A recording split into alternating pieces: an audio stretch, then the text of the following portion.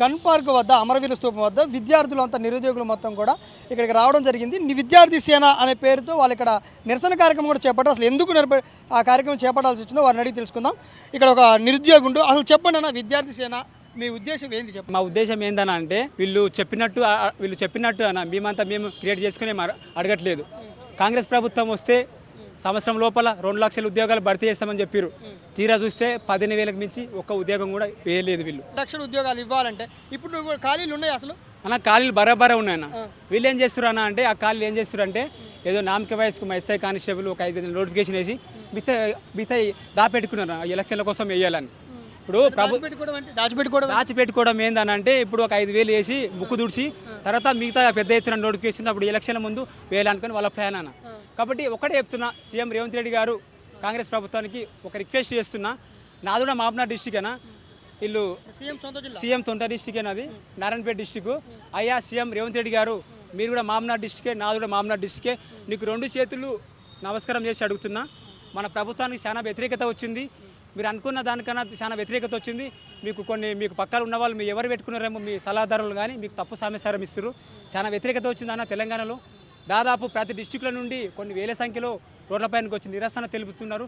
కాబట్టి మీరు మన ప్రభుత్వానికి వ్యతిరేకత రావద్దంటే 5,000 పోస్టులు కాకుండా ఒక 19,000 పైన పోస్టులు వేయాలని. కాదు బ్రదర్, ఇప్పుడు గతంలో సీఎం కానీ మంత్రులు కానీ చెప్పారు 60 నుంచి 70,000 ఉద్యోగం నోటిఫికేషన్ ఇచ్చినని. అండ్ నిరుద్యోగులే దిల్సుఖ్ నగర్ లాంటి ఏరియాలో రోడ్ల మీదకి వచ్చి నోటిఫికేషన్ వద్దు బాబు, ఒకేసారి వేస్తే బాగోదు, కొద్దిగా ఆపేయండి అన్నట్టు. ఆ నేపథ్యంలో 5,000 వేస్తున్నారంట. మీరు సాటిస్ఫై కావట్లేదు 5,000 తోటి?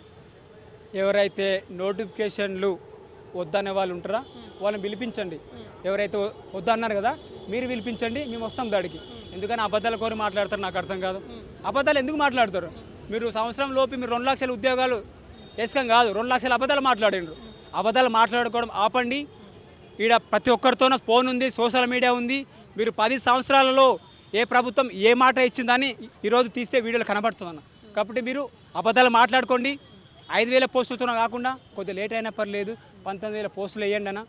రెండో డిమాండ్ ఏంటంటే ఏజ్ రిలాక్సేషన్ గత ప్రభుత్వం 34 సంవత్సరాలు పెంచితే వీళ్ళు జీవో తెచ్చి 32 సంవత్సరాలు వేస్తారు.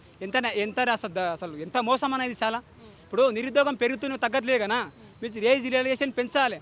అట్లా మీరు ఏ విధంగా తగ్గిస్తారు?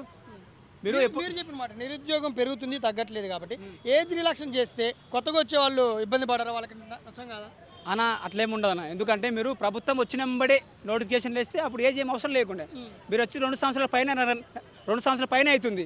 ప్రభుత్వం నిర్లక్ష్యం వల్ల మేము ఏమంటున్నాం, మీరు అప్పుడే జాబ్ క్యాలెండర్ ప్రకారం మీరు నోటిఫికేషన్ ఇచ్చేటట్లుంటే ఏజ్ రిలాక్సేషన్ పెంచకండి అంటుంటే మేము ఇప్పుడు ఎందుకు పెంచాలని ధర్నా చేస్తున్నాం.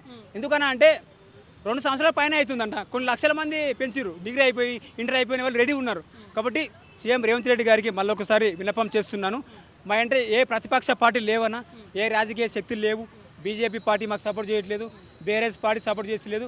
మేమే శాంతియుతంగా మాకు బాధ అయ్యి ఇక్కడ ఈరోజు అసెంబ్లీ సాక్షిగా గన్ పార్క్ సాక్షిగా మేము నిరసన తెలపడానికి వచ్చామన్న. మీరు నిరసన తెలిపి ఈరోజు ప్రభుత్వం స్పందించదు, తర్వాత ఏం చేస్తారు అన్న? మేము ఒక 2 డేస్ వరకు వెయిట్ చేస్తామన్న. మా ప్రధాన డిమాండ్లు మీరు డిమాండ్లు అనుకుంటారా, రిక్వెస్ట్ అనుకుంటారా?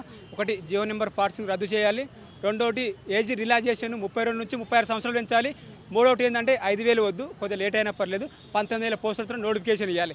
ఈ 3 డిమాండ్లు కూడా ఒక 2 డేస్ వరకు మాకు ప్రకటన రాకపోతే నెరవేర్చామని మేము 10 లక్షల మందితో సీఎం రేవంత్ రెడ్డి ఇల్లు కానీ డీజీపీ ఆఫీస్ కానీ అదేవిధంగా విలియన్ మార్చ్ పెద్ద ఎత్తున విలియన్ మార్చ్ కార్యక్రమం చేపడతామని ఈ గన్ పార్క్ సాక్షిగా సీఎం రేవంత్ రెడ్డి గారికి నేను సవాలు ఇస్తున్నాను.